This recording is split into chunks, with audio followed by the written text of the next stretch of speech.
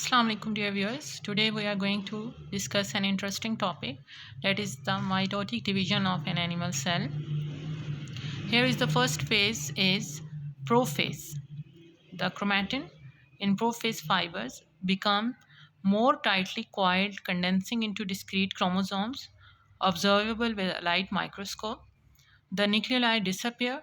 Each duplicated chromosome appears as two identical sister chromatids joined together at their centromeres and all along their arms by cohesions, sister chromatids cohesion. The mitotic spindle, named for its shape, begin to form. It is composed of the centrosomes and the microtubules that extend from them. The radial arrays of shorter microtubules that extend from the centrosomes are called esters, and the centrosomes move away from each other, apparently propelled by the lengthening microtubules between them. Here you can see the prophase stage. You can see the ester, you can see the centromeres, early mitotic spindle, and chromosomes consisting of two sister chromatids. The next stage is prometaphase. In prometaphase, the nuclear envelope fragments. You can see the nuclear envelope fragments. The microtubules extending from each centrosome can now invade the nuclear area. The chromosomes have become even more condensed.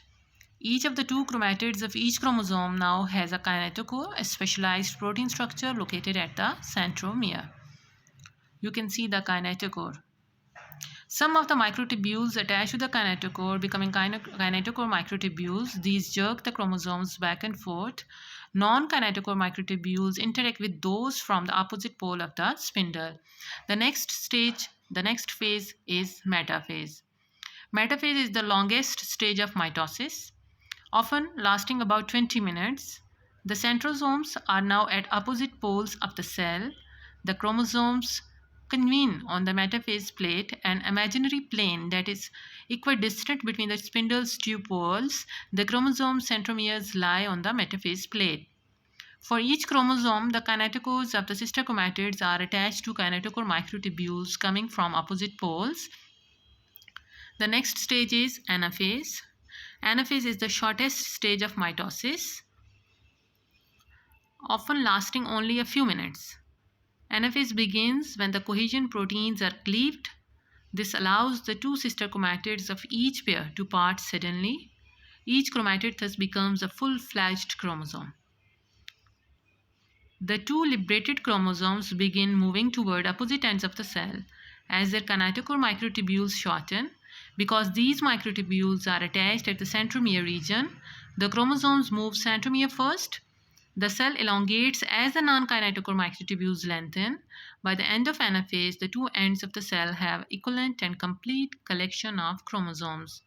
The last one is telophase and cytokinesis. Two daughter nuclei in telophase form in the cell. Nuclear envelopes arise from the fragments of the parent's nuclear envelope and other portions of the endomembrane system. The chromosomes become less condensed. Mitosis, the division of the one nucleus into two genetically identical nuclei, is now complete. And the last stage is cytokinesis. The division of the cytoplasm is usually well underway by late telophase, so the two daughter cells appear shortly after the end of mitosis. In animal cells, cytokinesis involves the formation of cleavage furrow which pinches the cell in two. It's all about mitosis and the mitotic division of an animal cell.